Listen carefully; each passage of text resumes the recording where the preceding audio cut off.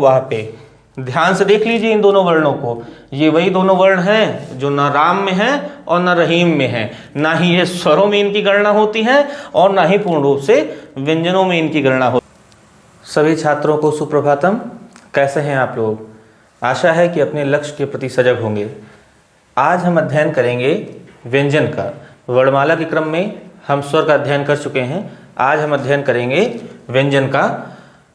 कुल मिलाकर के जो व्यंजनों की संख्या है वो 41 है।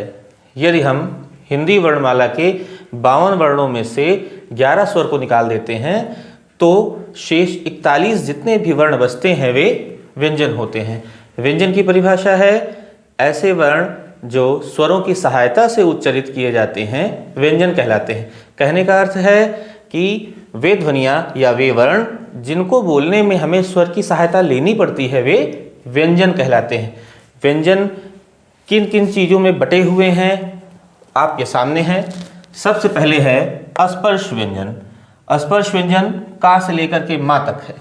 अब ये जान लीजिए कि इनको स्पर्श व्यंजन कहा क्यों जाता है। जब भी हम का से लेकर के माँ तक की इन ध्वनियों अर्थात वर्णों का जब उच्चारण करते हैं तो जो अंदर की हमारी सांस है, जो प्राण, जो वायु है, वह वायु किसी न किसी उच्चारण स्थान से शरीर के मुख के अंदर के उच्चारण स्थान से स्पर्श करती हुई बाहर आती है, इसलिए इनको स्पर्श व्यंजन कहते हैं।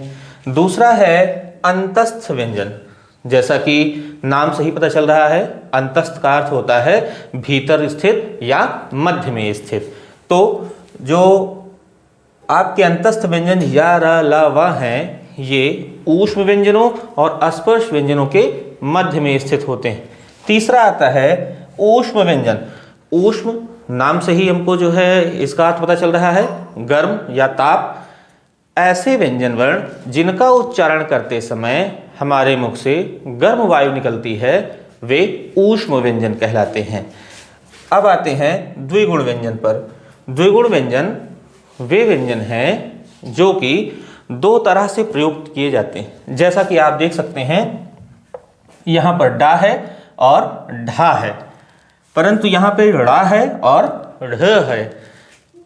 इनमें मात्र इतना सा भेद है कि इसी डा के नीचे जब हम इस बिंदु को लगाते हैं जिसको कि नुक्ता कहते हैं तो ये डा ड़ा में परिवर्तित हो जाता है, और जब इस ढा ढक्कन वाले ढा के नीचे हम नुक्ता लगाते हैं तो ये पढ़ाई वाले ढा में परिवर्तित हो जाता है।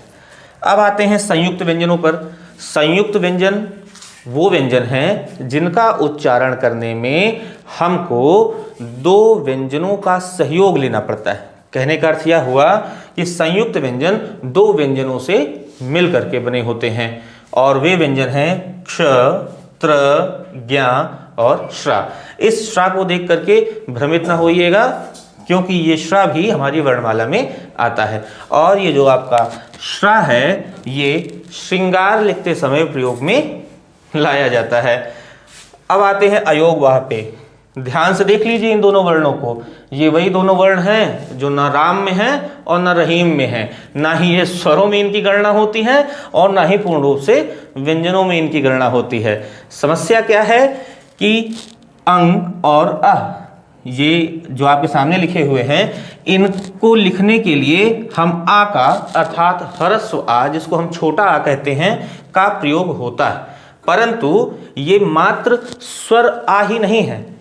मान लीजिए अंक को हम लेते हैं तो इस अंक को लिखने में हमको अ, अर्ध, ना और का, इन तीनों को मिला करके हम उच्चारण करते हैं, तब हम बोलते हैं अंक। और आह, इस आह में आ है और हा, क्योंकि ये विसर्ग है और विसर्ग का उच्चारण हम हा में करते हैं। तो ये हो गया आपका अयोग वाह। अब हम बात करते हैं इन कुल 41 व्यंजनों में से शुद्ध व्यंजन की। अब ये भी एक भ्रम का विषय है, भ्रम में मत पड़िएगा। व्यंजन कुल 41 हैं जिनका वर्गीकरण आपके सामने इस तरह प्रस्तुत है, परंतु जो शुद्ध व्यंजन हैं उन शुद्ध व्यंजनों से ही जो व्यंजन की परिभाषा है वो सत्य रूप में परिभाषित होती। किस प्रकार से? जैसे हमारी परिभाषा है, ऐसे वर्ण या ऐसी ध्वनियाँ, क्योंकि ध्वनि को ही वर्ण कहते हैं, तो हम अब सीधे सीधे वर्ण का ही उच्चारण करेंगे।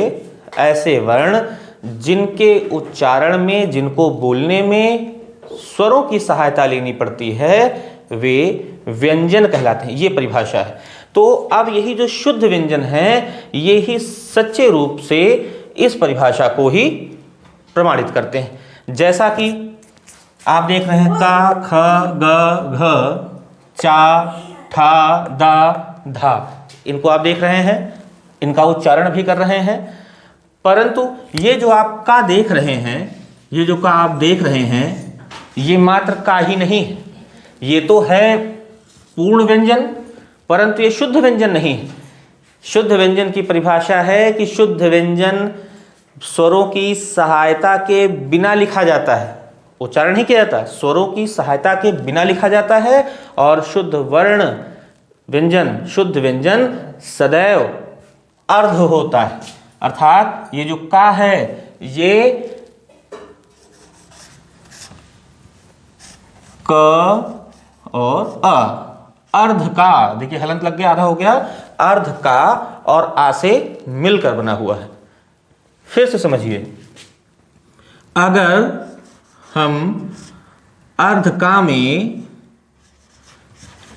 ह्रस्व आ, जिसको आप छोटा आ कहते हैं, यदि हम अर्ध का में ह्रस्व आ को जोड़ देते हैं तो ये हमारा पूर्ण का बन जाता है। एक उदाहरण और देखिए, यदि हम अर्ध चा में ह्रस्व आ को जोड़ देते हैं तो ये पूरा चा बन जाता है। स्वर की परिभाषा आप जान चुके हैं, व्यंजन की परिभाषा को भी अभी अभी बताया है। और व्यंजन की परिभाषा है कि वे वर्ण जो स्वरों की सहायता से बोले जाते हैं। तो अर्ध चा को बोल के देखिए अकेले में, केवल अर्ध चा को बोलिए, नहीं बोल सकते हैं, कभी बोला ही नहीं है, क्योंकि हमने तो हमेशा पूर्ण चा का, पूर्ण का उच्चारण किया है। और जब इस अर्ध चा में आ जुड़ेगा तो ये पूरी तरह से उच्चारण करने योग्य हो जाएगा। यही परिभाषा है और ये आपके उदाहरण हैं। कुल मिलाकर के आपके 33 जो व्यंजन हैं वे शुद्ध व्यंजन माने जाते हैं। अब ये 33 व्यंजन कौन से हैं? ये हैं आपके 25 स्पर्श व्यंजन, का से लेकर के मा तक। अंतस्थ व्यंजन ये हो गए 4, 25 4 29। ऊष्म व्यंजन ये भी हो गए 29 4 33। ये 25 4 29 4 33, ये जो 33 व्यंजन है ये ही शुद्ध व्यंजन माने जाते हैं। है तो व्यंजन कुल मिला के 41, परंतु जो शुद्ध व्यंजन है वो ये 33 व्यंजन है। फिर से एक बार जान लीजिए कि शुद्ध और पूर्ण व्यंजन में क्या अंतर है। शुद्ध और अशुद्ध नहीं, शुद्ध और पूर्ण। शुद्ध व्यंजन जो होते हैं वे अर्ध होते हैं, और जब उस शुद्ध व्यंजन में हम ह्रस्व आ को, छोटे आ को जोड़ते हैं तब वह शुद्ध व्यंजन उच्चारण करने योग्य होता है। उसके पहले हम उसको मात्र लिख सकते हैं, उच्चरित नहीं कर सकते हैं। जो है उसे अकेले उसको उच्चरित नहीं कर सकते हैं। शुद्ध व्यंजन या अर्ध व्यंजन तभी जो है उच्चरित होगा जब या तो वो स्वर की सहायता लेगा, इस ह्रस्व आ की सहायता लेगा, या फिर वो किसी जो है शब्द के बीच में होगा, जैसे उच्चारण। अब ये अर्धचा इनके मध्य में है, तब इसका उच्चारण हम कर सकते हैं, तब इसको हम बोल सकते हैं। उसके पहले हम इसको बोल नहीं सकते। तो अगर मान लीजिए टा है तो इसका अर्थ हुआ कि अर्धटा में आ जुड़ा हुआ है। ये हो गए हमारे व्यंजन। इनको गौर से पढ़ लीजिए और पूरी तरह से वर्णमाला को तैयार कर लीजिए।